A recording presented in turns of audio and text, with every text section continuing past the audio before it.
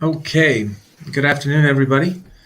I'm just going on a minute early, so hopefully it doesn't throw people off too much.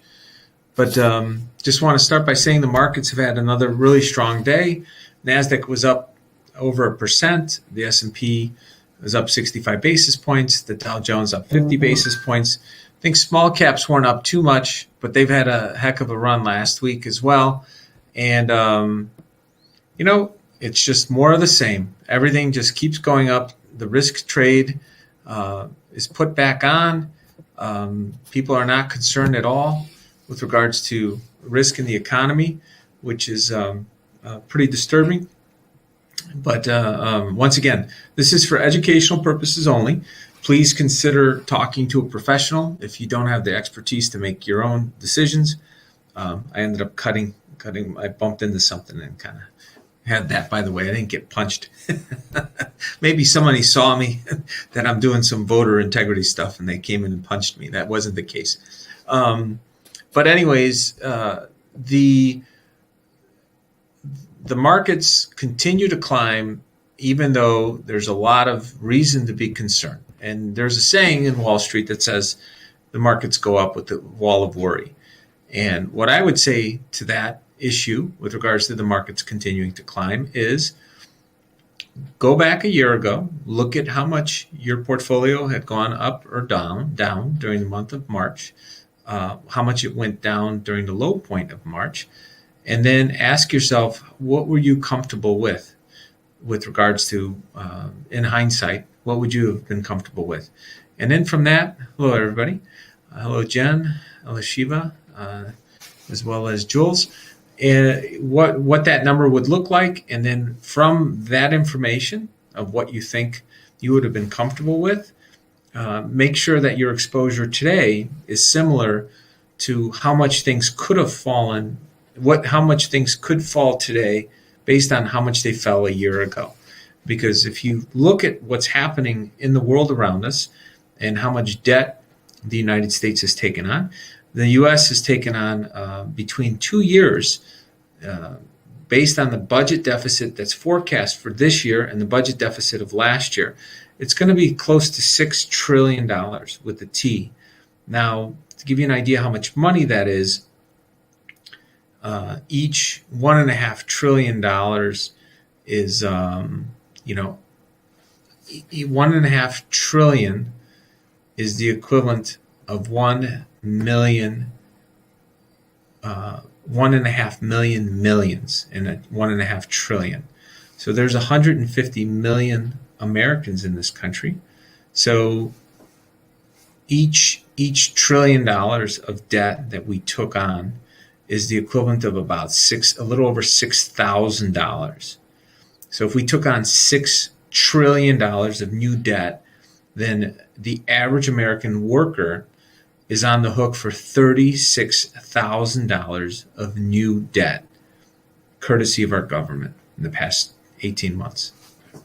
So between what's forecast for this year and what took place last year. Now, right as this was signed, or this money is being spent, and right after Joe signed the bill on last Thursday, on March 11th, he wants to raise taxes right out of the gate. So that's a whole other discussion with regards to what he wants to raise taxes on. But I'm just letting you know it's important to make sure that you have as much risk as you want to take and no more than that normal amount. And if I were to give any type of feedback on what you're looking at and doing with your own money, my feedback would be make sure that you maybe lean toward the lower side of your risk tolerance. So maybe take less risk than you normally are comfortable taking. And that's a good time to do it when things are near all-time highs. You don't want to de-risk when things are at an all-time low. It's much better to de-risk when things are flying high and you've had a good run. And that's just my 2 cents. You're not going to hear that on a lot of the major news. They like to get everybody to keep believing the party and is going to keep going strong, and they keep spiking the punch bowl with more alcohol to make everybody think that things are just doing wonderful. Okay, so we talked about how much the markets are doing. Metals are pretty stable. The other thing I want to mention is there's some Fed meetings, I think, scheduled this week, another Fed meeting. So who knows what the chair of the Federal Reserve is going to say. Seems like he likes to create some volatility for people. The other thing, what I would say that is incredibly important is, once again, this is somewhat inflationary. The Empire Index that comes out, New York Empire Survey, it came in 2 points higher than expected. And I hope I don't screw this up, but in terms of that Empire State reading, it came in at 17. The expectations were 15. Now, what does that mean? Well, when they do this survey and they talk to businesses about expansion or contraction, they take the ratio of how many businesses are positive, thinking positive about the economy versus how many businesses are thinking negative, and then they take the differential of that. So, for example, if there's 50% of the businesses in the survey think things are great, 50% think things are getting worse, the Empire Survey number will be 0. Okay, if I'm understanding this construction properly, and you can always double check, but I don't really key in on that. I'm just looking over it a little more lately because people are mentioning it. Well, that number was supposed to be 15, so that means the number of people that were positive versus negative is 15. So then that means, if you think about, if you had a bunch of people that were neutral and 60% said the economy is doing great, 5% were neutral, and then or 3% were neutral, and then the other 47% were negative, you would be at let me take a step back. Let me say it again. If you had a situation where 60% of businesses said business is great, I'm excited, and 40% of the businesses said no, Bobby, business is horrible. If you take 60 plus 40, that's 100% of the people are accounted for in the survey. If you take 60 minus 40, because 40% are negative, 60 are positive, you would have a positive 20%. So it'd be a positive 20% spread. That number for the New York survey, which isn't just New York, I'm sure it's around the region and so forth, is positive 17%. So right now, people are optimistic with regards to business, and a lot of this stems from the fact that they're pumping in a tremendous amount of money into the economy. So the economy looks as though it's growing more than it is. Because if you told me, Bobby, I made $100,000 last year, but I really made $120,000 because I took on $20,000 of debt and I spent it, I would be like, well, you didn't make $120,000, you made $100,000, and don't kid yourself that you spent a bunch of money, so hence you contributed to the economy more. Yes, you did, but you still owe the $20,000. That wasn't real growth. And right now, the government is doing a lot of funny things with the numbers. They're not being intellectually honest with the growth. Real growth is what it grows without adding excessive amounts of debt to get it to grow. And right now, this is really bad.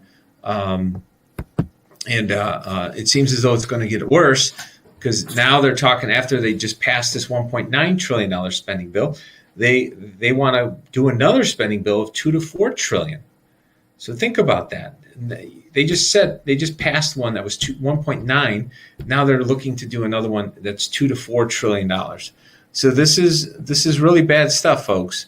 This money has to be. Something's going to have to give. And there's one of the richest, most successful hedge fund managers in the history of, I guess, capitalism. Ray Dalio, who believes in radical transparency, which I happen to believe in as well. You want to make things as transparent as humanly possible so people can make better decisions. He's come out and said he's extremely concerned about assets, and he's probably worth looking into a little bit, maybe reading some of his information. I think he's probably worth $15 to $20 billion. he runs one of the largest pools of capital in the world. I think his his hedge fund complex, Bridgewater Associates, I think oversees 100 and, if I had to guess, 130, 150 billion dollars. And so he's sounding the alarm with regards to possible concerns about the U.S. economy. So he did say a few things today, which I do think are worth looking into if you have money in the financial markets. So please take a look at what he had to say if you're interested in knowing what you need to do. Now, in terms of if you don't have a professional advisor and so forth, please look at getting one. If this isn't what you do full time, you can always check out what my company does at preactiveinvestments.com. If you're not sure, who I guess in your area or someone that that can manage money on your behalf, assuming you don't know how to do it. You don't know how to navigate this environment that we're in. Okay, so let's go to,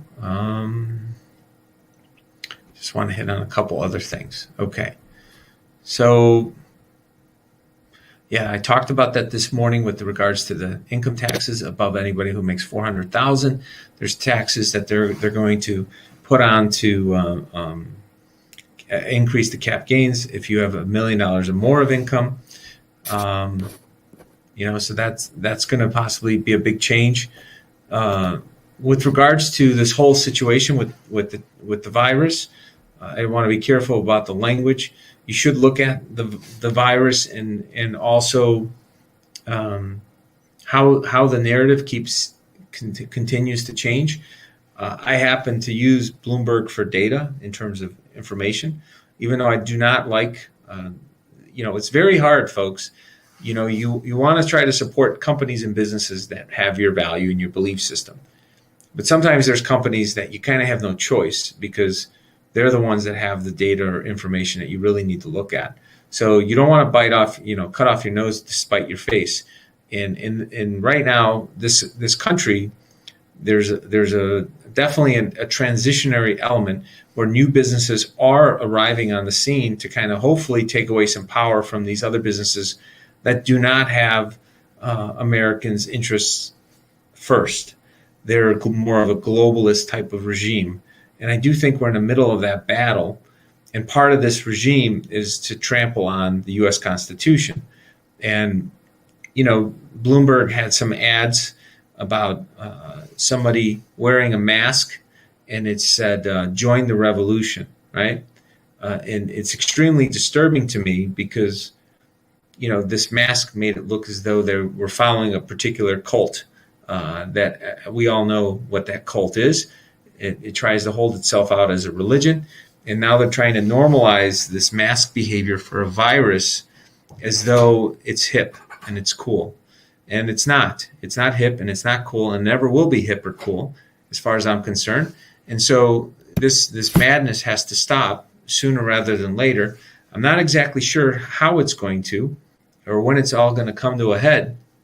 But there's a very concerted effort by some very evil globalists to try to make it seem as though this is normal, that we're going to, next thing you know, they're going to probably try to have a full head covering, not just a mask. And before you know it, they'll have a whole sheet over you, which, as far as I'm concerned, it's a new form of terrorism. Thankfully, Switzerland outlawed this madness by a very narrow vote. You could look it up in the past, I guess, 8 to 10 days. But they're trying to dehumanize us. They've been attacking women with regards to having one confused male who thinks they might want to be a female, but they don't want to go through with I guess, the surgery. But even that wouldn't change their biochemistry in terms of their muscle differences between women. So one male could disrupt 1,000 females that are participating in sports. This is a very serious issue. I happen to have 3 daughters. I think it's criminal what they're attempting to do. Title IX has been one of the most has led to the greatest advancement of women probably in U.S. history. and they're trying to undermine that. I think they actually are succeeding until more people speak up and step up against it. But, confident women are better in every aspect of life. They're better business leaders. They're better political leaders. They're in some of what we've seen in the recent years about women being successful in a lot of other areas of the economy that 20 years ago they weren't. 30 years ago they weren't making those inroads is a result of Title IX. And so this idea of allowing biological males to compete with women and undermine that character building and that competitive nature, I guess that competitive toughness is criminal. So we're under attack with that. We're also under attack with trying to have people be covered so that their identity is not seen. And they're trying to make this normal, and they're trying to they're trying to pitch it to us indefinitely under the guise of public health, which is criminal. And I think we need to start pushing back harder. And I said it again, this is not just financial markets, this is political. There's one politician in Congress for every 616,000 Americans. And there's about 7,000 plus elected officials across all of the United States. And there happens to be about 47,000 of us to each one of them. And, I wrote a post, I believe yesterday, with regards to education. I do believe that with these lockdowns that have occurred, we should take it as a sign that we need to create micro schools and as well as micro churches to defeat this communist infiltration, which is communism is nothing more than a form of Satanism. If you break it down and look at it, it's an evil ideology. They partnered with other evil ideologies across the world, and we are under assault from every direction in this country. And we're in a tough spot. I'm not going to sugarcoat it. And this is one of the reasons why I'm doing this and trying to explain some of the things that I'm seeing in real time, because you should always assume, not just me, for anybody you're watching on YouTube or listening to or reading, just assume there's some misinformation that we get. I try my best to find the closest the closest source of ideas or information before I talk about it.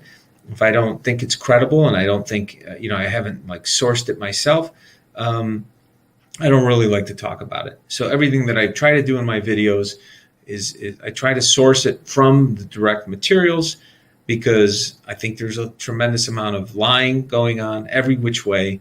A lot of people have bizarre motives of whatever it is they're doing.